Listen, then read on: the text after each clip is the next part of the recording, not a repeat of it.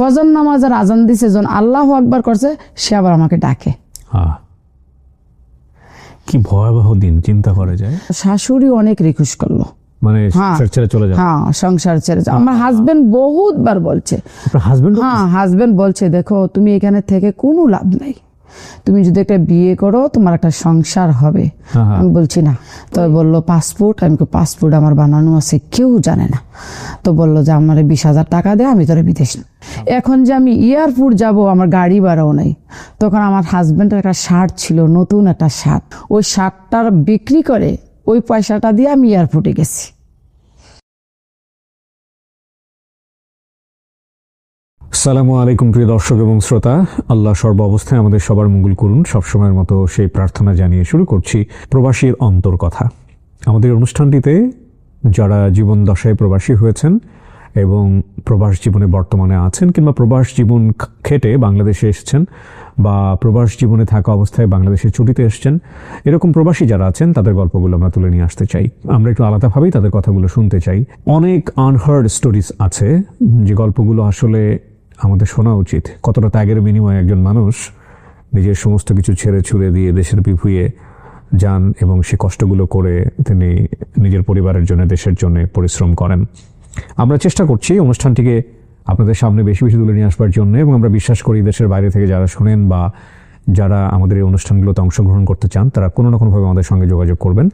আমাদের দেশের বাইরে থেকেই নাম্বারে ফোন দিলে আসলে ফোন রিচ করা যাবে না, তবে আমি বলবো আমাদের যে মেল অ্যাড্রেসটি আছে, আপনারা যদি আপনাদের ফোন নাম্বার দিয়ে মেল করেন, আমরা নিশ্চয়ই আপনার সঙ্গে যোগাযোগ করব। এটা আমি বলবো যে দেশে আসার পরে হলে ভালো হবে। দেশের বাইরে যারা বর্তমানে অবস্থান করছেন তাদেরকে তোমরা যোগাযোগ করে আনতে পারবো না, কারণ আমরা আসলে ওভারসিজ ইন্টারভিউ করি না, আমরা শুধুমাত্র স্টুডিওতে প্রেজেন্ট থাকা অবস্থায় ইন্টারভিউ করি। সুতরাং দেশে এসে আমাদেরকে নক দিলে এটা বেটার হবে। আমাদের মেইল অ্যাড্রেসটা আপনার স্ক্রিনে দেখতে পাচ্ছেন, sharemystory24@gmail.com। এছাড়া ফোন নাম্বারটি রয়েছে 09639887777। আপনার নামটা একটু বলেন। আমার নাম মোসাম্মদ রাহিমা। রাহিমা, বয়স কত? 40।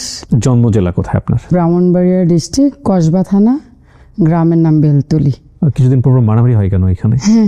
ওটা আমার বাপের বাড়ি এলাকায়, আর স্বামীর বাড়ি হচ্ছে কুমিল্লা ডিস্ট্রিক্ট, ব্রাহ্মণপাড়া থানা। আচ্ছা, না কিন্তু মারামারিটা হয়? হ্যাঁ, কারণ আমরাও তো বাইরে থাকি, মানে দেখি আর কি নিউজ হয়। মানে আমি সেদিন শুনলাম যে সামান্য একটা জিনিস নিয়ে দুই গ্রুপের মারামারি, ভেরি ইমোশনাল, অনেক কিছু হয়।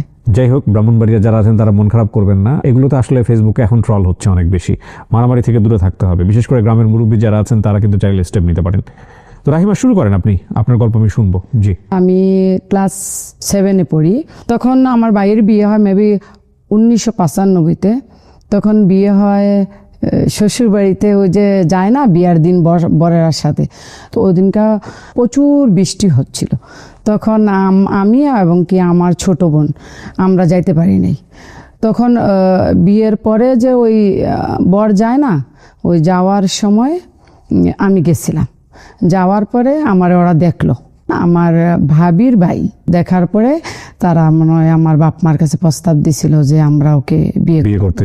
হ্যাঁ, তখন আমি ভাবির বিয়ের সময় ক্লাস 5-এ পড়ি। আচ্ছা। পরে ওই কথাবার্তায় 1-2 বছর চলে গেল, তখন আমি ক্লাস 7-এ পড়ি।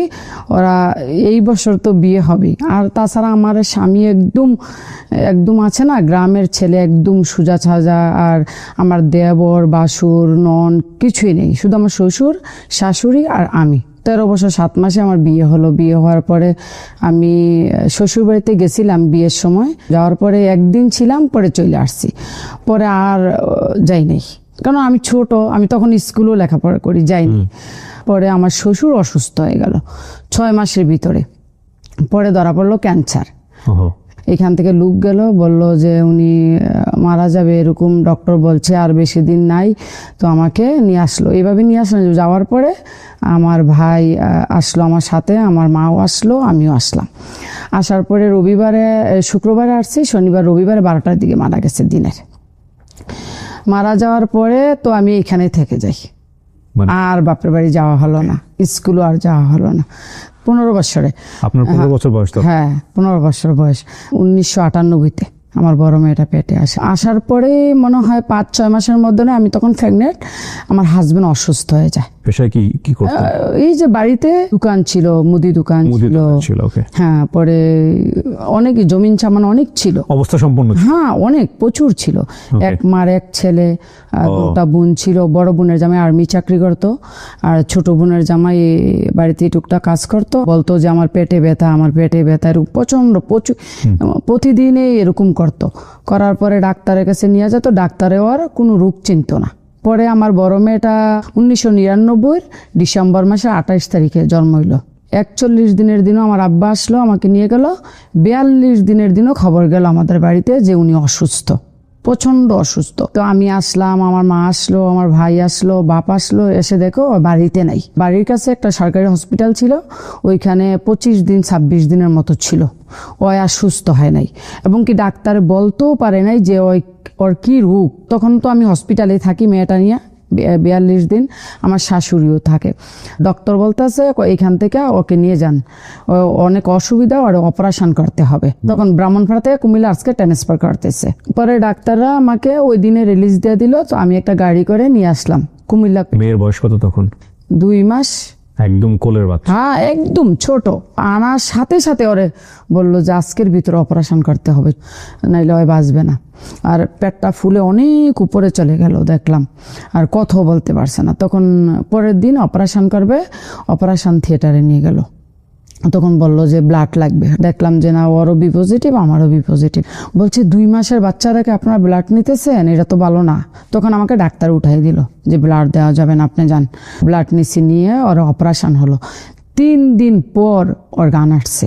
4 দিন 5 দিন পরে ডাক্তার আসলো। আসার পরে ডাক্তার দেখলো এটা ফুলে ও অনেক উপরে উঠে গেছে, সিঁড়িটা অনেক উপরে উঠে গেছে। পরে ওই ডাক্তারের কেসিটা দিয়া শুধু সুতাটার মধ্যে এমন করছে, পুরাটা সুতা উঠে গেছে, আর পেটটা এরকম হয়ে গেছে। এবং কি পেটের ভিতরে সব কিছু দেখা যাচ্ছে, আজুরি যত কিছু আছে। ওই যে সিলিটা উঠে গেল, এইভাবে ডাকলো ডাক্তারে। প্রথম পেটের মধ্যে ওই যে রুই আছে না, ফুম, ওইগুলা দেয়। পরে 2-3টা গামছা দিয়া বাঁধে, 2-3টা, পরে আবার 2-3টা টাওয়াল দেয়, পরে আবার বেল দেয়। ওই 1 ঘন্টার মধ্যে ওইগুলো আবার পানি দিয়ে ভিজে যায়। এরকম করতে করতে করতে অনেক দিন চলে গেল। পরে দেখতাম ডাক্তার 9টার দিকে ড্রেসিং করাইতে আসে, 9টার দিকে একবার, দুপুরে একটা, 2টার দিকে একবার, আবার রাতও একবার। তারপরও মাল কাড়ে না, বেড মেট সব কিছু পানি হয়ে যায়। আবার 7 দিনের বেলা ডাক্তার আসলো, তখন আমার আব্বুও খারাপ ছিল। তো আমি আবার বাচ্চা কান্দাকাটি করে দেখে বালকিনিতে ছিলাম। 2 মাসের বাচ্চা নেই? হ্যাঁ, আমি একদিনও বাড়িতে যাই নাই। বুঝে ওঠার আগেই সংসার, মানে প্রেম ভালোবাসা তো ডেফিনেটলি সেই বয়সে সে বুঝে না। তার আগেই তার সংসার শুরু হয়ে গেছে, তার আগেই বাচ্চা কাচ্চা, এবং তারপরে দায়িত্ব। দেখেন, আজকের এই গল্পটা ডেফিনেটলি এটা ওনার ব্যক্তি জীবনের গল্প। এই জিনিসটাকে ইন্সপায়ার করে একবার জাতীয়ভাবে চিন্তা করার কোনো সুযোগ নাই যে ডেফিনেটলি এত অল্প বয়সে বিয়ে হলেই সুখী হইতো। ব্যাপারটা এরকম না, অল্প বয়সে বিয়ে হওয়া অনেক দুর্ঘটনাও আছে। তো এটা ওনার জীবনে হয়েছে। তো এটা দিয়ে অনেক সময় গুরুজনরা এটা বলেন যে আসলে যে ভালো সে সব জায়গাতেই ভালো। ঠিক আছে, জি বলেন। তারপর পরে 7 দিনের দিনও ডাক্তার আসলো। পরে আব্বাকে বলল যে ওই আর বাঁচবে না, আর 4 দিন মনে হয় আছে, যা কিছু খাওয়ার খাওয়াই নিয়ে। যদি ডাক্তার এইভাবে বলছে, ওই যদি কাঁচামরিচও খেতে চায় ওইটাও দিয়েন। পরে 4 দিন বাঁচতে তো আছে। খাবার ডাক্তার বলছে খেতে দেন, খানা বন্ধ করবেন না। পরে ওই মুখি দিয়ে যদি মাংসের টুকরাটা দিত না, ওই ডেসিনলা আসতো, পরিষ্কার হতো, ওই মাংসের টুকরাটা আবার ওয়াপেস চলে আসতো, ও ভাত গুলে চলে আসতো, আবার খাইতো, কিন্তু পেটের দিক দিয়ে বের হয়ে যেত না, ওই হজম হয় নাই। পরে আমরা শুনছি আর কি, ডাক্তাররা মানে অন্য মানুষে বলছে যে ডাক্তারে যে অপারেশন করছে, কিন্তু ওর লং টাইম অপারেশন, আর এমন দুর্গন্ধ বলা যায় না, এমন দুর্গন্ধ বলা যায় না। তখন আমি ওই হসপিটাল থেকে ক্ষেত বিক্রি করতেছি, জমি বিক্রি করে। হ্যাঁ, অনেক জমি বিক্রি করেছি। হয়তো আর সাইন দিতে পারে না, ওই হাতে টিপসই দেয়, এইসব জমি বিক্রি করে। হ্যাঁ, ওই যে বললো ডাক্তারে 4 দিন পরে মারা যাবে, কিছুই হলো না। 15-20 দিন পরে তো আমার শাশুড়ি বললো বাড়িটা একা আমি একটা ঘুরা দিয়ে আসি। আজকে রাতে এশার নামাজের পরে আমি ওষুধ দিতে গেছি, ওষুধ দেওয়ার পরে দেখি ও আর কথা বলে না, সবাই বলছে যে মরে গেছে। মারা যাওয়ার পরে তো হসপিটাল থেকে দৌড়ে আমার মামা শ্বশুর আবার হসপিটালে গেছে। আবার ফজর নামাজের আজান দিছে, যখন আল্লাহু আকবার করছে, সে আবার আমাকে ডাকে। কি ভয়াবহ দিন, চিন্তা করা যায়। 2 মাসের একটা বাচ্চা নিয়ে। পরে আবার ওষুধ ভরে দিল, এরকম করে আমি একটা 9 মাস ছিলাম। 9 মাসের পরে হয়তো আর সুস্থ হয় নাই। আমি ডাক্তারে বললাম বাড়িতে আমি নিয়ে যাই, সবাইকে দেখো, খাওয়া বাতাস লাগুক। পরে ডাক্তারে বলে দেখেন আমি এত বড় রিস্ক নিতে পারবো না, আমি আপনাকে একদম বাড়ির জন্য বিদায় দিতে পারবো না। আপনি পারেন যদি আপনার এলাকাতে একটা হসপিটাল থাকে ওইখানে আপনি রাখতে পারেন। ওই যে প্রথম হসপিটালটায় ভর্তি ছিল জি। ওইটাতে আবার নিয়ে আসছি 9 মাস পরে। প্রায় 1-2 মাস আবার এখানে থাকলাম, মোট 11 মাস আমি হসপিটাল ছিলাম।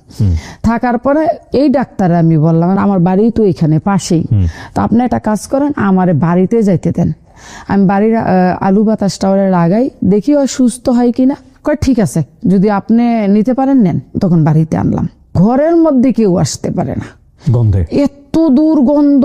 আর আমার শাশুড়ি এই কাপড়গুলা ধুতো না, ওই যে গামছা টাওয়াল এগুলো, আমার শাশুড়ি এগুলো একদম পচে গেছিল। আমি একটু কম কম নিতাম কারণ আমি তো বাচ্চার মা। এভরিডে একটা ইঞ্জেকশন করতো, 25,000 টাকা নাকি নিত, ATS, ওই যে পেটটা খোলা না ওইটা ভালো হওয়ার জন্য। প্রথম এভরিডে করতো, পরে আবার 7 দিন পরে একটা করতো, এরকম চিকিৎসা করতে করতে করতে আর তো ভালো হয় না। এখন আমি কি করবো, আমার পিঠ মাটিতে লেগে গেছে।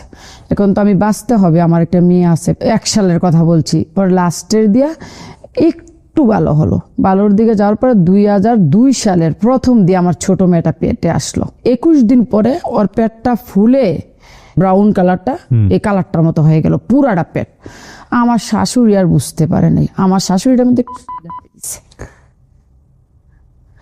ওই যে চামড়া দিয়ে একটু হইছে না, পরে তখন সুই লাগাই দেওয়ার পরে এই যে পেটের থেকে ছুটছে পানি, গান্দা, পচা, এমন ছোটা ছুটছে আর বলার মতো নেই, তীরের মতো। হ্যাঁ, বন্ধ করা যায় না। টাওয়াল দিলে টাওয়ালের উপর দিয়া সবকিছুর উপর গ্যাস দিয়ে হয়ে গেছে যেটা বলে। এরকম ছুটছে। ছোড়ার পরে ওরা আবার হসপিটাল নিলাম, পরে বললো যে দ্বিতীয় অপারেশন করতে হবে।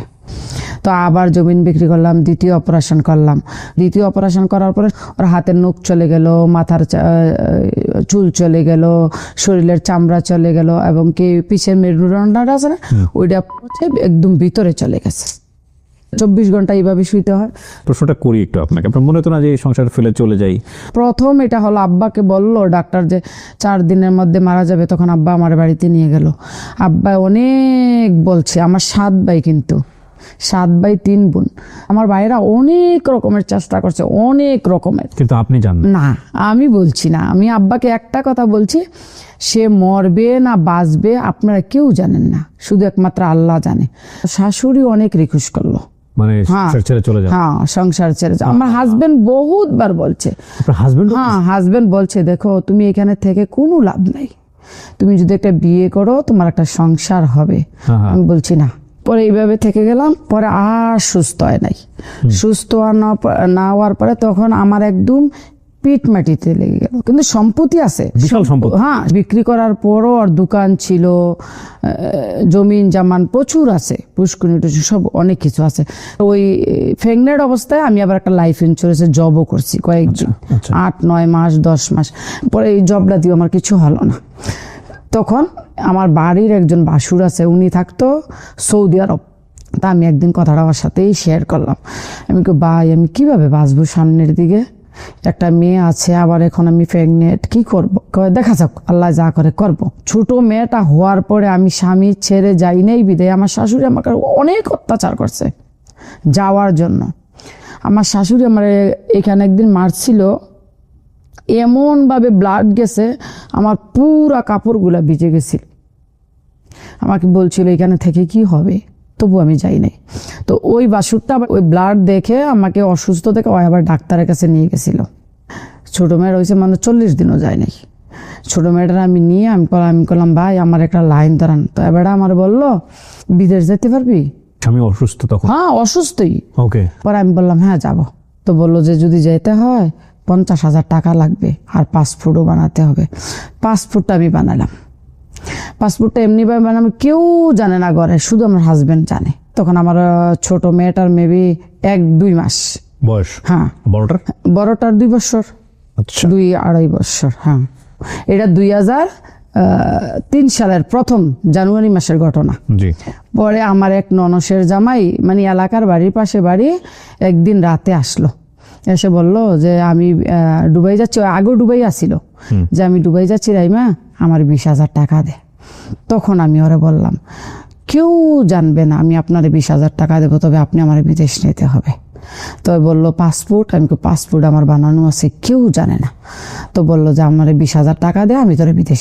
স্বামী এটা জানতো? হ্যাঁ, শুধু স্বামী জানতো, আর কেউ জানতো না। স্বামীর মাও জানতো না, বোনও জানতো না। পরে আমি অনেক বুঝাইলাম যে আমি তো বাঁচতে হবে দুটা মেয়ে নিয়ে। মানুষও মন্তব্য করে 2টা মেয়ে হয়েছে, সংসারে কেউ নাই, ও কেরা লালন পালন করব, কে দেখবো, কে কি করব। আমার কিন্তু এক টাকা নাই। বাপের বাড়ি গেলাম, আব্বারে গিয়ে বললাম যে আব্বা, ওই যে আমাদের ক্ষেতের একটা ক্ষেত আছে, ক্ষেতের পাশে যে স্ক্রিমটা পানি উঠে ক্ষেতের থেকে, ওই ক্ষেতটা করে দিবে। কট বলতে? বন্ধক দেবে। বন্ধক। ওই ক্ষেতটা আঁকতে আমার 20,000 টাকা লাগে। আব্বা বলছে ঠিক আছে। পরে আব্বা ব্যাংকে নিয়ে আমার 20,000 টাকা দিল। রাতে কেউ যাতে না দেখে পাসপোর্ট কপি, 2 কপি ছবি আর 20,000 টাকা নিয়ে গেলাম ওর বাড়িতে। ওর বাড়ি আবার একটু দূর। পরে ওর 20,000 টাকা দিলাম, ওই দুবাই চলে গেল। ভিসাটা বাইর করলো। বাইর করার পরে আরো 30,000 টাকা দেওয়া লাগবো। 29,000 টাকা কইতে দেবো। তখন আমার শাশুড়ির আমি বললাম, কইরা আবার কোন কথা, বেড়িতে বিদেশ যায়? আমি কই হ্যাঁ আমি যাবো, কি করব? তো বললো না না না না, ওই বেড়িতে বিদেশ যেয়ে থাকতে পারে না, আজকে গেলে কালকে পরে পরে আমার টাকাগুলো মার দিব। আবার বাড়ির মানুষে বলতেছে, ওই জামাই ছেড়া যায় না, জামাই অসুস্থ, জামাই ছেড়ে বাপের বাড়িতে যায় না, বিদেশ যাইবো, 2টা বাচ্চা লেখা, এই দরজাতে যাইবো, ওই দরজাতে বাড়ি পারবো। পরে 29,000 টাকা দিলাম। দেওয়ার পরে আরো লাগবে টিকিট কাটতে। এখন ওই টাকাটা আমার হাতে 2003 সালে। হঠাৎ করে একদিন আমার বাসায় ফোন দেওয়ার পরে, রমজানের আগের দিন, কয় শুক্রবারে তোমার ফ্লাইট। আরে কি আশ্চর্য কথাবার্তা, আমি তো জানিও না, শুনিও না, 2টা বাচ্চা আমি কার কাছে রেখে যাবো সেইটাও আমার এখনো কনফার্ম হয় নাই। কয় না, এই শুক্রবারে তোমার ফ্লাইট। এখন যে আমি এয়ারপোর্ট যাব, আমার গাড়ি ভাড়াও নাই। তখন আমার হাজব্যান্ডের একটা শার্ট ছিল, নতুন একটা শার্ট, এটা অপারেশনের আগে ওরে মানে কেউ, ওর মামা না কেউ দিছিল কাপড়টা। ওই আমার ভাই আবার টেলার, ভালো টেলার, আমার ভাইয়ে সেলাই দিছে শার্টটা। ওই শার্টটার বিক্রি করে ওই পয়সাটা দিয়ে আমি এয়ারপোর্টে গেছি। প্রিয় দর্শক, আপনারা হয়তো অনেকেই জানেন দ্য প্রিমিয়াম হোমস লিমিটেডের কন্ডোমিনিয়াম প্রজেক্ট সম্পর্কে। এটা ঢাকার আশুলিয়া মডেল টাউনের বি ব্লকে অবস্থিত আন্তর্জাতিক মানের সাশ্রয়ী কন্ডোমিনিয়াম প্রজেক্ট। এই কন্ডোমিনিয়াম প্রজেক্টের নিজের স্টুডিও অ্যাপার্টমেন্ট কেনা এখন খুবই অ্যাফোর্ডেবল। এখানে শুধু একটা অ্যাপার্টমেন্ট না, পুরো লাইফস্টাইল বদলে দেওয়ার মতো সুযোগ সুবিধা আছে, যেমন swimming pool, football turf, basketball ground, kids play zone সহ আরো অনেক সুবিধা। একটা নিরাপদ বাউন্ডারির মধ্যেই স্কুল, সুপার শপ, হাটের জায়গা, জিম সেন্টার সহ আরো অনেক কিছু। এবং খুব সহজে অল্প অল্প করে 4 বছর ধরে কিস্তির মাধ্যমে পেমেন্ট করার সুযোগ রয়েছে, যেখানে 600 স্কয়ার ফিট থেকে শুরু করে 1 বেডরুম এবং 2 বেডরুমের স্টুডিও ফ্ল্যাট অ্যাভেলেবল রয়েছে। যদি আপনারও একটা ছোট নিরাপদ নিজের ফ্ল্যাটের স্বপ্ন থাকে, তাহলে বিস্তারিত জানতে আপনি কল করুন স্ক্রিনে দেওয়া নাম্বারে। গিয়ে আমি বিদেশে গেলাম আমি দুবাইতে, এই বাচ্চা কাচ্চা রেখে। হ্যাঁ, তখন আমার বড় মেয়েটা 4 মাস বয়স, ছোট মেয়েটা, আর বড় মেয়েটা 2 বছর বয়স। বড় মেয়েটা ঘুমিয়ে গেছিল, আমার শাশুড়ি হাতে দিয়ে, আর ছোট মেয়ের নিয়ে বৃষ্টি, প্রচন্ড বৃষ্টি। তো আমি ছোট মেয়েটা নিয়ে শুয়ে পড়লাম। ও আবার দুধ খেতেছে, ও আর দুধ ছাড়ে না আমার থেকে। পরে আমি ওরে এমনি ভাবে রেখে উপরে খেতা দিয়ে কাপড় দিয়ে চলে গেলাম 2003-এ। কেমন লাগতেছিল ওই সময়টাতে? যেটা কল্পনা করা যায় না। বলতেছে তো বলে যাচ্ছে, জাস্ট ফিল করার চেষ্টা করেন, তাহলে বুঝবেন। এমন একটা জায়গা চাইলে চলে আসতেও পারবে না, না মানে মনে হলো যে কালকে গেলাম আজকে চলে আসলাম, সম্ভব না। যাওয়ার পরেও ওইখানেও সুখ নাই। আপনার কাজ কি দিল, কোথায় গেলেন? এজেন্সি থেকে ভিসা নিছিল, ট্রাভেলস থেকে। তো আমাকে নিয়ে ওই একটা এজেন্সির মধ্যে রাখলো। রাখার পরে এক আরবি মহিলা এসে আমাকে নিয়ে গেল। আমি তো আর আরবি বুঝি না ওই সময়, তো আমার ইংলিশে যাই আমি একটু বুঝি। সকাল উঠলাম, আমাকে বলল ঝাড়ু দিতে, পোছা করতে। বাড়িটা অনেক বড় বাড়ি ছিল, জঙ্গল ছিল, ওই অনেকগুলা বকরি ছিল, মুরগি ছিল। প্লেট দিত, বলতো কি মুরগির ডিম নিয়ে আস। ও মুরগির ডিম আনতে গেলে মুরগি আমার দৌড়াই দিত, আমি আসা পারতাম। আবার বলতো কি হাতে খেজুর দিত একটা বড় বলে, ওই ডিনা বকরি দিয়া ছাগল দিয়া, ওই দিতে গেলে ওই ছাগল আমার দৌড়াই দিত। মেশিনে কাপড় দে, ওই ধোয়া হয়ে গেলে বাইরে দিবি, আমি কাপড় নিয়ে বাইরে বসেই থাকি। ওয়াশিং মেশিন হ্যাঁ। ব্যবহার করতে জানতেন? হ্যাঁ, ও এরকম জানতাম না। বলতো ক্লিন করার জন্য, ক্লিন কাকে বলে এটাও জানতাম না। বলতো ডাস্টিং করে, ও ডাস্টিং কাপড় নিয়ে আমি আমার হাতে কাপড় দাঁড়াইতো, আমি এক জায়গায় দাঁড়াই থাকতাম। ধুলাবালি ঝাড়তে বলছে আর কি। তো আমার হাতে আবার কাছে দিত, কত ঘাস কেটে নিয়ে আয়। ওই দেশের ঘাস যেটা বাড়িতে হয় গ্যান্ডারি গাছের মতো, কুইশোর গাছের মতো, ঘাস কাটতে গেলে আমার পুরো হাতে পায়ে রক্ত এসে পড়তো ওই পাতার ইয়ায়। তো আমি আসলে আর চাইতাম না। এরকম করে করে 25 দিন মাত্র গেছে। দেশ আমি ফোনও করি নাই। আমার বললো তোর কেডায় নিয়ে আসছে, দেশে কে নিয়ে আসছে? তো আমি যাই বলছি যে আমার ভাই বা ব্রাদার নিয়ে আসছে। কয় কাজ কর, আমার কয় নাম্বার আছে না, তো আমার নাম্বারটা লেখে একটা পেপারে দিছিল। তো আমি নাম্বারটা দিছি, ফোন করছে। ফোন করার পরে আমি আবার কান্নাকাটি করতেছি, ওরা তো আরও বাংলা বুঝে না। আমি কো ভাই এখানে ছাগলটা খানা দিতে হয়, মুরগির ডিম নিতে হয়, ওই ঘাস কাটতে হয়, বাড়ি ক্লিন করতে হবে, কাম দিয়ে দিয়ে। আপনি পাগল হয়েছেন, আমি এই কাম করুন, আমার বাড়িতে পাঠান, জলদি বাড়িতে পাঠান। কয় বাড়িতে আর যাওয়া যাবে না। আমি কেন? যেতে হলে আবার ক্যান্সেল করতে হবে, ওই মালিককে পাসপোর্ট দিতে হবে। পরে শুনছি যে মহিলা আমাকে নিয়েছে, ওই মহিলা ওইখান থেকে এজেন্সি থেকে যে আমার আনছে, আমার 5-10 হাজার দিরহাম দিয়ে আনছে, কিনে আনছে, বিমান ভাড়াও আমারে দিছে, ভিসা দিছে, এভরিথিং দিছে। পরে আমি বললাম না, আমি আর থাকবো না, আমি কান্নাকাটি করি, আমি ওর ঘরে আর কামও করবো না। পরে আমার মেডিকেলও করাইছে ওরা ভিসা লাগানোর জন্য। পরে মহিলা এরকম দেখে আমি কাজ টাজ করি না, শুধু কান্নাকাটি করি দিন রাত। এই পুরো রমজান মাস শুধু আমি কোরআন শরীফ নিয়ে বসে থাকি। কোরআন শরীফের পানি আমার পুরা কোরআন ভিজে যায়। কিচ্ছু খাই না, ওই দেশের খানা খেতে পারি না, সাদা সাদা খানা, আর অন্য কিছু দেয় না। পানি দিয়ে কাঁকড়া রান্দা রাখে, দুধ দিয়ে কাঁকড়া রান্দা রাখে, পানির মধ্যে মাংস দেয় সিদ্ধ করে, পরে এটার মধ্যে চাউল দেয়, সবজি দেয়, সাদা সাদা, এটা কীভাবে খাওয়াও যায় না। ওই মহিলা যায় খানা বানাইতে, বলে এই কাইটা দিতে, ও ছুরি দিয়ে কাটা লাগে বুটে, ওইটাও জানতাম না আগে। পরে ওয়াশ করে দিতে বলে, সব কিছু ধুয়ে দিতে বলে, ওইটাও আমি করি না, আমি আমার ঘরে বসে থাকি।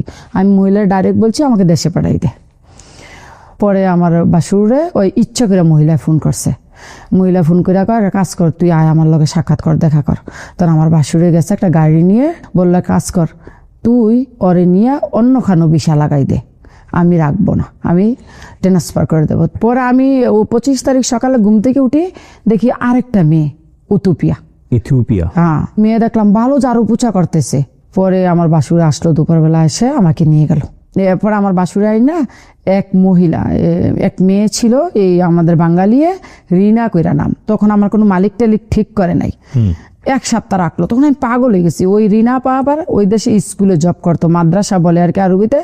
সকালে যেত, দুপুরে আসতো, একা একা বাসায় থেকে বাইরে দিয়ে লক করে যায়। আমি কি ভাই আমার নিয়ে কোথাও চাকরি দেন। তো আমার বাসুরি কি করলো, একটা চাকরি আবার আরবির ঘরে ঠিক করে আমাকে নিয়ে গেল রাতের বেলায়। আমার বাসুর ওইখানে থাকে, ওই স্কুলে আমার বাসুরে চাকরি করে। ওই চাকরি করে বলে আমার এই যে মালিক আছে না, মালিকের ছেলে মেয়েরা চিনতো, নিয়ে আসছে। নিয়ে আসার পরে পরে মামারে দিল রাতের বেলা। মামা আমার পায়ে অনেক খুশি। ওয়ও মানে দুবাইয়ের মেয়ে না, এমারতের মেয়ে না, ওই ওমানের মেয়ে। ওই আমার আর বাপের আবার 3টা বউ, বড় বউয়ের 8 ছেলে 4 মেয়ে, মেজু বউয়ের 2 ছেলে 1 মেয়ে। আরবাব মানে আপনার মালিক যে ইনফ্লুয়েন্সার আর কি। পরে আমার এটা 3য় বউ, 3 নাম্বার বউ। ওর একটা মেয়ে আছে, আমি গিয়ে আবার ওই আমার ছোট মেয়েটার মতো পেয়েছি 3 মাসের। পেয়ে আমিও খুশি, মামাও খুশি। ওই মানে হচ্ছে মালিকের বউরে আপনি মামা বলতেছেন? হ্যাঁ, ম্যাডাম রে মামা। ওকে। পরে ওই যে মালিক তো 3টে বিয়ে করছে, 3 রাত 3 জনের কাছে থাকে। আমি যে গেছি, আমার বয়স তখন 18 বছর 3-4 মাস। তো মামার বয়সটা আমি গিয়ে দেখলাম আমার চেয়ে কম। ওই আমার কাজের কথাও বলে না, খানা বানানোর কথাও বলে না, শুধু ওর সাথে বসে থাকা আর গল্প করা, আর ওই বাচ্চাটারে দেখাশোনা করা। হাউসমেটটা কিন্তু সকাল 5টা বাজে উঠতে হয়, আমি সকাল 11টা বাজে উঠলো, আমার কিছু বলতো না। আমি যে বাচ্চাটা এখানে রেখে গেছি 1 মাস হয়েছে, কিন্তু আমি এখনো আমার কোনো দুধ কন্ট্রোল হয় নাই। মামা বলছে তুই কতদিন হয় দুবাইতে আসছো? আমি কই 1 মাস 10-15 দিন। কয় এখনো তো দুধ যায় নাই? আমি কই না, আমাদের একটা বাঙালি দোকান ছিল, তো আমারে বললো ওই দোকানে গিয়া ওষুধের কথা ওষুধ দিব। ওষুধ দেওয়ার পরে আস্তে আস্তে আস্তে আস্তে আমার দুধগুলা চলে গেল।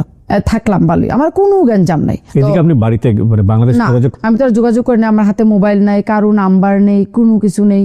তো একদিন ফোন করে আমার হাজবেন্ডের চাচাতো বোনের মোবাইলে, ওর একটা মোবাইল আগের দিনও আছিল না, ওই যে মোবাইলের উপর একটা কলমের মতো ছিল, অ্যান্টেনা পরে ফোন দিছি রাইতে, কয় কে? আমি কে আপা আমি মিঞ্জুর মা রাহিমা। কই এই তুই বাচ্চা আসস? আমি কে হ আপা। মানে 2 মিনিট কত হয়েছে, আর হয় নাই। 6 মাস পরে আমি যে দোকানতে সামান আনতে যাইতাম গ্রোসারির থেকে, আমি আবার আরবি ভাষা 1 মাসের মধ্যে শিখে গেছি। আরবি আমি লিখতেও জানি, পড়তেও জানি। আমি বাংলাদেশেও মাদ্রাসার মধ্যেই আমি লেখাপড়া করছি। তো ওই দোকানে যে আসা যাওয়া ডেইলি করি, ওই লোকটা আবার কেরালার, ইন্ডিয়া। তো আমার জিগেলো যে রাইমা তুই যে এই দেশে আসস, বাড়িতে ফোন টোন করস? আমি কি না। পরে কয় তুই আমার এই মোবাইলটা দিয়ে ফোন কর। পরে নাম্বারটা নিয়ে গিয়া ওর ফোনে ফোন লাগাইছি, তখন আমার খালাতো ভাই উঠাইলো। আমি কে আক্তার ভাই আপনি ভালো আছেন নি? কয় আহিমা। আমি কয় রে খালায় খালুয়ে চিল্লে মরে যেতেছে, বলছে তুই বলে মরে গেছস। তো আমি কই কালকা এই টাইমে আবার আইনা রেখেন, আইনা রাখলে আমি কথা বলাম। কালকার দোকানে যাইতে পারি নাই। পরে ওই মা আর আব্বাই ওই নাম্বারে বারবার ফোন করে, ব্যাক করছে। হ্যাঁ ফোন করে। 2 দিন পরে আবার দোকানে গেছি, যাওয়ার পরে ওই যে বললো দোকানওয়ালা, রাহিমা তোর দেশের থেকে ফোন আসছিল, খালায় খালুয়ে অনেক কান্দাকাটি করছে, অনেকবার ফোন করছে, 3,500 টাকা ফোনওয়ালারে দিছে। ওই সময় 50 টাকা না 100 টাকা মিনিট নিত। তো ওই মোবাইল দিয়ে 10-15 মিনিট আক্তার বেড়ে ফোন দিলাম। আক্তার বে আমার মা বাপের ডাকাই আনলো, কথা কইলাম। তখন আমার মা প্রচন্ড কান্নাকাটি, তুই আসস না বাইচা? আমরা তো মনে করছি বাচ্চা নাই। আর হিন্দা পরে আমার হাজব্যান্ডেরও ফোন করলাম, তুমি আব্বা মারলো কথা কইছো নি? আমি হ্যাঁ বলছি। তো ওরা বলে তোমার ভাই বোনে বলে আমি নাকি তোমার কোনো বেচা দিছি না, মাইরা ফেলাই দিছি। অনেক কাজের মেয়েরা কি করতো, আটকেই রাখতো। মানে কাজের মেয়েরা ডুবাইতে গেলে চাঁদ সূর্যের মুখ দেখে না। কিন্তু আপনি যদি ভালো থাকেন, এমনও মানুষ নেই পৃথিবীতে যে আপনার ট্রাস্ট কেউ করবে, খারাপ চোখে দেখবে, যদি আপনার ইজ্জত আপনি বজায় রাখেন। ওই আমার বাসুর থাকতো, জাল থাকতো, ননদ থাকতো, যারা আমারে নিল। তো এই যে দুপুরে কাজটা শেষ হলে মামা আবার বাচ্চা নিয়ে শুয়ে পড়তো। মানে 2-1 দিন পরে পরে যাইতাম। আম্মা আব্বা বললো কি, রেহানার জামাই পাসপোর্ট করছে, রেহানার জামাই বিদেশ যাইব, আমার ছোট বোনের জামাই। তো আমি আমার এই বাসুরিকে কইলাম, ভাই আমার বোন জামাই আসবো, আপনি একটা ভিসা দেন। কইলো ঠিক আছে, 500 দিরাম দাও প্রথম। আমি ওই সময় চলে গেলাম ওমান গেলাম মামার সাথে। পরে ওই বোন জামাইয়ের ভিসা হলো, সে গেল দুবাইতে, আমি আর দেখলাম না। 2 বছর পরে আমার ভিসা শেষ, কন্ট্যাক্ট। পরে আমি আর বাপে কইলো, তুই মেডিকেল করে তোর ভিসা লাগাব। আমি আর বাপের লোকে প্রচন্ড বড় একটা ঝগড়া লাগাই দিছি। আমি কইছি আমি আর ভিসা লাগাবো না। আমি তখন আরবি জানি একদম ফুল, আমি আর ভিসা লাগাবো না। কেন? আমি দেশে চলে যাবো, আমার বাচ্চা ছোট ছোট। আমি একটা কাজ কর, তুই ভিসা লাগাই দেশের থেকে ঘুরে। আমি কই না, ওর বাচ্চাটা আবার চলতে পারে 2 বছর। এই করার পরে তো আমি বললাম ঠিক আছে ভিসা লাগাইয়া 3 মাস পর আমার ছুটি দিল। বাড়িতে যখন আসছি তখন মালিকের বোর করে 2য় বাচ্চা হয়েছে, 40 দিনও যায় নাই, 18 দিনের ছুটি দিছে আমারে। আচ্ছা। পরে আমি দেশের থেকে আইসা পড়লাম, আইসা আবার থাকতে লাগলাম। বাংলাদেশে গিয়ে 9 মাস থাকছি। তখন বাচ্চাটা বড় আপনি এসে কি দেখলাম জামাইয়ের কেমন অসুস্থ? ওই এরকমই দেখলাম। জামাইয়ের দেখাশোনা করে কি ওই সময়টা? ওই শাশুড়ি দেখে। আমার শাশুড়ি ওই সময় আমার মতোই ছিল, 40, 45, 50 এরকম ছিল। তো ওই সময়টাতে কি টাকা পয়সা কিছু ইনকাম করতে? হ্যাঁ, অনেক টাকা ইনকাম। আমি তো ওই যে গেলাম 25 দিন যে ছিলাম, ওই মহিলা আমাকে 1 মাসের স্যালারি দিয়েছে। তো ওগুলো আপনি কি দেশে পাঠাই দিলেন? না, ওইগুলো আমার বাসুরের কাছে দিলাম, আমি বাসুরে দেশে পাঠাই দিল। আচ্ছা। আর ওই যে 2 বছর ছিলাম, আমার আর বাপে মালিক একসাথে মানে প্রতি মাসে টাকা দিত না, আমার 2 মাস 3 মাস পরে পরে পুরাটা বেতন একসাথে দিত। আচ্ছা, তো আপনি এটা ওই ভাসুরকে দিতেন, ভাসুর দেশে পাঠায়? হ্যাঁ, ওই সময় আমার বাসুরে দিতাম, ব্যাংক ট্যাঙ্ক আমি চিনতাম না, তাছাড়া আমি বাইরেও যেতাম না। পরে টাকাটা ওরাই পাঠাইতো, আমার টাকা কেউ মারতো না। পরে বাড়িতে দিত। পর 9 মাস পরে ম্যাডাম চলে যাবে ওমান। তো আমাকে আবার বলছে ওমান যাওয়ার জন্য। আমি ম্যাডামরে বুঝিয়ে বললাম, আমি তো ওই দিন আমি 18 দিনে চলে আসলাম, মেয়েটির ভালো করে দেখলামও না। তো এখন তুই ওমান চলে যা, আমি দেশে চলে যাই। ওমান যদি যায়, বাংলাদেশে হাউসমেট আছে, ও আবার ভালো কেয়ার করে। পরে আর বাপে টিকিট কেটে দিল। আমি একদিন আগে চলে গেলাম, ম্যাডাম একদিন পরে চলে গেল। 3 মাস পরে আমি টিকিট নিয়ে গেলাম। তখন আমি আর মালিকরা জানাই নাই যে আমি অমুক তারিখে আসতেছি। গেলাম, গিয়া দেখি ঘরে মেয়ে তো কাজকর্ম করতেছে। তো মামাই আমার বলতেছে, আমার ঘরে তো একটা মেয়ে আছে, ওর ভিসা টিসু আমরা লাগাইছি। আমি কই থাকুক, কাজ করুক, আমিও করি, 2টা বাচ্চা তো আছে। তো আর বাপে আসলো সন্ধ্যায়, আর বাপের ফোন করছে মালিকরে যে রাহিমা আসছে, এখন কি 2 জন লোক আমরা রাহাম? তো আর মালিক বলল না।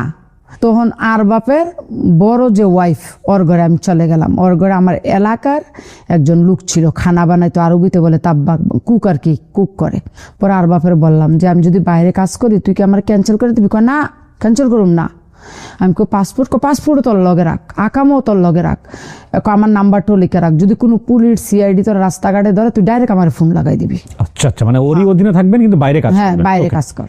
পরে আমার সালাম বে করলো কি, কাজ করো, এই স্কুলে গিয়ে দেখো লুক লাগবে কিনা। পরে আমি স্কুলে গেলাম, ওই মালিকের ভাগ্নি আবার ওই স্কুলের টিচার। পরে আমি গিয়ে বললাম, পরে অনেকে বললো কয় এই ওই আগে তুই কই ছিলি? তো আর বাপের নাম কইছি। তোরা তো আরও রয়ে গেছে, আমার আর বাপ কিন্তু অনেক বড় লোক। পরে কাছে ঠিক আছে, তোরা আমি রাতের বেলা জানাই। প্রিয় দর্শক, আপনারা হয়তো অনেকেই জানেন দ্য প্রিমিয়াম হোমস লিমিটেডের কন্ডোমিনিয়াম প্রজেক্ট সম্পর্কে। এটা ঢাকার আশুলিয়া মডেল টাউনের বি ব্লকে অবস্থিত আন্তর্জাতিক মানের সাশ্রয়ী কন্ডোমিনিয়াম প্রজেক্ট। এই কন্ডোমিনিয়াম প্রজেক্টের নিজের স্টুডিও অ্যাপার্টমেন্ট কেনা এখন খুবই অ্যাফোর্ডেবল। এখানে শুধু একটা অ্যাপার্টমেন্ট না, পুরো লাইফস্টাইল বদলে দেওয়ার মতো সুযোগ সুবিধা আছে, যেমন swimming pool, football turf, basketball ground, kids play zone সহ আরো অনেক সুবিধা। একটা নিরাপদ বাউন্ডারির মধ্যেই স্কুল, সুপার শপ, হাটের জায়গা, জিম সেন্টার সহ আরো অনেক কিছু। এবং খুব সহজে অল্প অল্প করে 4 বছর ধরে কিস্তির মাধ্যমে পেমেন্ট করার সুযোগ রয়েছে, যেখানে 600 স্কয়ার ফিট থেকে শুরু করে 1 বেডরুম এবং 2 বেডরুমের স্টুডিও ফ্ল্যাট অ্যাভেলেবল রয়েছে। যদি আপনারও একটা ছোট নিরাপদ নিজের ফ্ল্যাটের স্বপ্ন থাকে, তাহলে বিস্তারিত জানতে আপনি কল করুন স্ক্রিনে দেওয়া নাম্বারে। রাতের বেলা যারা তখন আমার কিন্তু মোবাইল নেই। পরে ওই আর বাপের ঘরের কাজের এক মেয়ে আরেকটা ছিল, ওইরও থুপিয়া। পরে ওর হাতের নাম্বারটা দিয়ে আসছি, আমি যদি কোনো কাজ হয় ওর নাম্বার আমার কল করবি। রাতেই কল করছে। আর বাপের বোনের মেয়ে বিয়ে দিছে ওই ঘরের জন্য, ওই মেয়ে আবার প্রেগনেন্ট, বাচ্চা হবে। পরে ওরা রাখছে, আমার এতদিন বসাই রাখলো, বাচ্চা হলো, আমি হসপিটালে গেলাম, বাচ্চা হলো। পরে আমি ওর লগে থাকতে গেলাম। ওর ঘরে থাকতে গিয়ে ওই যে আমি ম্যাডামের সাথে একা থাকছি, ঘরে ড্রাইভার ছিল না, কুকের কোনো লোক ছিল না, আমি একা, ম্যাডাম একা, আমি তো আর বাইরের জগৎটারে দেখি নাই। এই ঘরে আবার 2টা মেয়ে আছে, আপনার হায়দ্রাবাদ আন্ধ্রার, একটা আছে খানা বানা নজরুল করে নাম, চিটাঙ্গের, আর একটা আছে মনির, ওই মনে হয় নোয়াখালীর ড্রাইভার। তো দেখতেছি ওরা কেমন একটা রিলেশন, আমার ওইটা দেখে আর ভালো লাগলো না। বাচ্চাটা হলো 10-15 দিনের মধ্যে এগুলো দেখলাম, আবার দেখলাম যে ছোটো মোটো একটা ঝগড়া হয়ে গেল ওরার মধ্যে। গ্যাঞ্জামটা দেখে আমি আর এখানে থাকবো না। আমি ওই পরের যে আর বাপের বোন, ওরে বললাম যে আমি এখানে, কেন? আমি কই না থাকবো না, আমার পাসপোর্ট দিয়ে আমি চলে যাবো। আবার রিটার্ন গেলাম আর বাপের ঘরে। পরে আর বাপের জিজ্ঞাসা করলাম, আমি কি থাকবো তোর ঘরে রাখলে রাখ, নাইলে আমি আমার বাংলাদেশ পাঠাই দে। কয় না রাহিমা, অসুবিধা নাই, তুই চাকরি কর। আমি কই করবো? কয় বাইরে কর। আমার বলছে তুই বললাম ভিসা ক্যান্সেল করিস না। হ্যাঁ ভালো নয়, তো আবার যাওয়ান লাগে। তখন থেকে আমি আর ওর কাজ করি না, আমি পার্ট টাইমে 2-3টা কাজ করি, আমার ভালো টাকা ইনকাম হয়। কয়ে কাজ লাগাইছি, এই ঘরের কাজ। এরকম চলতে চলতে অনেক দিন চললো, ভালো ইনকাম আমার হইতেছে। হঠাৎ করে একদিন আমার খালাতো ভাই থাকে ইটালি, ছোট খালার 5 ছেলে ইটালি থাকে। তো বড় ছেলে যে বিয়া করছে, ওর শাশুড়ি আবার দুবাই থাকে, মেইন শহরে, এই যে এখন 165 তলা বিল্ডিং এটার পাশে। তো ওর ছেলে গেছে বাংলাদেশ থেকে, তো বললো যে রাইমা আমরা কাছে আসো। তো আমি বললাম যে কে লেগা মা? ওই কইল কি জহিরে মেডিকেলে আনফিট হয়েছে, দেশো যাইব গা, সামান টামান যদি দাও আইয়া দিয়া যাও, আইও। তো একদিন আইলাম, আইয়া দেখলাম আইরে বাংলাদেশি মায়া পান অভাব নেই। ওরা রুম নিয়ে থাকে, একটা রুমে 4-5 জন মেয়ে থাকে, বেড প্লিজ নিয়ে। তো আমি বললাম যে মা ওই এডি যে থাকে পুলিশে ধরে টরে না? কয় না, ওরা পার্ট টাইমে কাজ করে থাকে। তা আমি কইলাম কি আমি আসলে আমার একটা চাকরি দিতে পারবেন? ওইখানে তো 2-3 জায়গাতে কাজ করা লাগে। কয় হ্যাঁ তুমি আসো। পরে আমি গেলাম, গিয়া মালিকের তে কইয়া বুঝাইয়া আমি চলে আসলাম। আইয়া পরে আমার কি করলো, ওই মাউয়ে ওই দেশে আবার নিউজ পেপারে অ্যাড দেয় মেডের জন্য। হ্যাঁ, তো দেওয়ার পরে তো আমি কি ব্রেকফাস্ট লেগে না কি লেগে নিচে গেছিলাম, পরে একটা নিউজ পেপার আনলাম, আইনা দেখলাম একটা অ্যাড দিয়ে রাখছে। ওই ম্যাডামের নাম্বারে আমি ফোন করলাম, পাকিস্তানি ম্যাডাম। তো আমার বললো তুমি আসো ইন্টারভিউ দাও। তো গেলাম, ইন্টারভিউ নিল ভালোই। পরে বললো আমার ঘরে কোনো কাজ নাই, শুধু একটাই কাজ, ওর শ্বশুরের, ওই আমার হাজব্যান্ডের মতো, ওর শ্বশুরের এই হাতটা একটু নাই, এমনি থাকে, সবসময় এমনি থাকে, এই হাতটা নাই। আর এই হাতটার মধ্যে শুধু বড় বড় প্রথম দেখাইছে না, দেখাইছে এই আমার ঘর এইখানে থাকবি। ওর শ্বশুর আর দেখায় নাই যে আমার ঘরে একটা মেয়ে আসে ঝাড়ু পোষা করে আর বর্তন টর্তন ধুয়ে যাবে। ঠিক আছে, তো আমি কেন থাকবো? বলছে তুই থাকবি ঘরে, দেখাশোনা করবি, আমি সামটাইম বাইরে যাই। ওই আমার ওই যে মালিক এ পাকিস্তানি বিরাট বড় লোক, ওই দুবাইতে আপনি চিনবেন রয়্যাল মেরিডিয়ান, লি মেরিডিয়ান, গর্নার হাউস, 3টা 5 স্টার হোটেলের ম্যানেজমেন্ট ডাইরেক্টর। ওকে। তো সবাই বললো যে তোমার দান এবার লাগছে। তো আমি গেলাম, পরে আমার দেখায় নাই, রাইতে ওই মাঝখানে রুমটা খুলে দিল। ওর শ্বশুর দেখলাম। আমি আবার ওই সময় হিন্দি জানি না, ইংলিশ জানি ফুল, আরবি জানি। আরবিতে কথা বলি, ওই ম্যাডাম জানে না, ম্যাডাম আবার হিন্দি জানে আর ইংলিশ জানে। পরে অনেক নাম দাম দেখলাম বসের, মিস্টার আজার চৌধুরী, মারা গেছে এখন, বাচ্চা বাচ্চা নেই আর। হ্যাঁ, পরে আমারে বললো মানুষে, ওই ওর ঘরে আসা যাওয়া করে মানুষ, আর স্যার স্যার বলতেছে। পরে গিয়ে দিই, ওর শ্বশুরের আগে পিছে 2টা নার্স আছে। একটা নার্সের স্যালারি ডুবের 10,000 12,000 দিরাম করে, অনেক টাকা, অনেক টাকা। রাইতে ওরে দেখাইলো আমারে, কত শুধু কাজ, ওয়ান টাইম পরোটা আছে ফ্রিজে, এই পরোটা 2টা গরম করে দিবি, চা বানাই দিবি, আর দুপুরবেলা ওরে খানা দিবি, রুটি বানাই 2টা রুটি দিবি, খানা দিবি, সন্ধ্যায় খানা দিবি। আর ওর মেডিসিনগুলো তো নার্সারা দেখে, সব কিছু নার্সারা, সব নার্সে ড্রাই চেঞ্জ করে, সব কিছু করে। আর আমি শুধু ওই শুয়ে থাকে, এখানে আমার বসা থাকা লাগবে। আমি পানি দিই ওর মুখে, পানি খাওয়ালো এরকম করতে করতে ওরাও আমার অনেক পছন্দ করলো। স্যারের একদিন ডাইকে চাই না, স্যারেরা বললো ইশারা দেয়, কথা বলতে পারে না, এখানে বসতো বললো। স্যারের হাতে ধরলো, পরে আমার হাতেও ধরলো, এটা তোর হাতে উঠাই দিয়ে গেলাম, এটা তোর বোন। ওই শ্বশুরে বলল? হ্যাঁ, শ্বশুরে বললো, যা সেবা করছে না। হ্যাঁ, বইলা ওই কান্দা করে দিল। পরে আমার রাখতে রাখলো। পরে আমিও থাকলাম 1 বছর। পরে কি করে, ও বাবারে পার্কে নিয়ে যায় বসের বাপেরও, তো আমিও সাথে যাই, গিয়ে আমিও ওরকম সোফায় বসা থাকি। তো একদিন বসে বললো, একদিন যদি সিআইডি পুলিশ চেক করে, আইডি চেক করে, দেখবো তোর ভিসা নাই আমার, তখন আমার 50,000 দিরাম ফাইন হইব, তোর 5 বছরের জেল হইব। তুই এটা কাজ কর, ওইখান থেকে ভিসাটা ক্যান্সেল করে নিয়ে আমি ভিসাটা লাগাম। পরে বিষয়টা আমি এক রাইতে ওইখানে গেলাম ক্যান্সেল করতাম। আমি আর বাপের সাথে 1 বছর কোনো যোগাযোগ করি নাই। ওকে। তো আর বাপ মনে করছে, মালিক মনে করছে আমি আর আসবো না। পরে আমারে বললো কি সকালে দিব। তো সকালে বললো গাড়ির মধ্যে দেবো। বোয়ার পর যাইতে আছে গাড়িতে যাও গেদি এক ইমিগ্রেশন লেগে গেছে। পরে কয় তোর পাসপোর্ট আনে। পরে আমি গেলাম, আমার তো সব আটকে ফেললো এরকম একটা রুমে, এখানে তোর পাসপোর্ট। পরে পুলিশে বললো এই তুই আর বাপের করতে বাগিয়ে গেছিস কারুবিতে? আমি না আমি তো বাগি নাই। তো কয় আর বাপে তোর ব্ল্যাক লিস্ট করে দিছে। আমি না আমি বাগি নাই। পরে ওই চলে গেছে, আমরা নামাই দিয়ে চলে গেছে, কিন্তু ওর নাম্বার আছে আমার কাছে। পরে এক পুলিশ আমার হেল্প করলো, তুই আমার সাথে আয়, ওইখানে বড় আরবিতে কয় মুদির, ও একটা টেবিলে একটা রুমে আসা বসে। তারপরে আমি গিয়ে বলছি এটা সত্য, আমি বাবা আমি ভাগি নাই, ওই আমার বিষা ছিল, ওই ঘরে রাখবে না, লোক দরকার নাই, প্রয়োজন নাই। সে আমাকে বলছে বাইরে কাজ করার জন্য, আমি বাইরে কাজ করছি। এখন আমি ওর বিষয় আর থাকবো না, আমি ক্যান্সেল করবো। আমি ক্যান্সেল করার জন্য আসছি, ও আমার নিয়ে আসছে। করে ফোন কর। পরে ফোন করছে পুলিশে, ফোন করে তুই কই? আমি তো চলে আসছি। অফিস আই রিটার্ন আয়। পরে আইসে আনে কয় তুই ওরা তামিল দিলি কিনা? কয় বাগিয়ে গেছে গা। আমি কখনো বাগি নাই, তুই যা ওরা গ্রামের মানুষের তুই জিজ্ঞাসা কর, আমি বাগি নাই। ব্যাপারে আমার জিজ্ঞাসা তুই ওর কাছে স্যালারি পাস? আমি হ্যাঁ আমি 2 মাসের স্যালারিও পাই। 2 মাসের স্যালারি রাখে আনে। তো আরবি বলছে আমার কাছে তো পয়সা নেই। তোর পাসপোর্ট কই? আমার কাছে। পুলিশে আমার কাছে টাকা আছে, পাসপোর্ট দে। যখন তুই টাকা নিয়ে আসবি তখন তোর পাসপোর্ট নিয়ে যাবি, তোর পাসপোর্ট এখানে থাকবে। সে একটা পুলিশ, সে রিটার্নে আসছে। সেই দেশের কানুন কিন্তু অনেক শক্ত যদি বুঝা মানুষে থাকে। পরে আমার বললো পুলিশে, তুই একটা কাম কর, তুই ওইখানে গিয়া ওর নামে একটা অভিযোগ কর।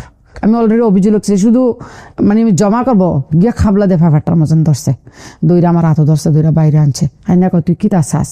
আমি কিচ্ছু চাই না, আমি তোর নামে কেস করাম। তুই আমার বললি বাড়িগা কাজ করতাম, বাড়িগা কাজ করলাম, তুই আমার তামিল করে দিলি, ব্ল্যাক লিস্ট করে দিলি, আমি কিচ্ছু জানি। আমি তোর কয় না তুই আমার কেস করিস না, তুই আমার মেয়ের মতো, তুই যা বলবি আমি তাই দেবো।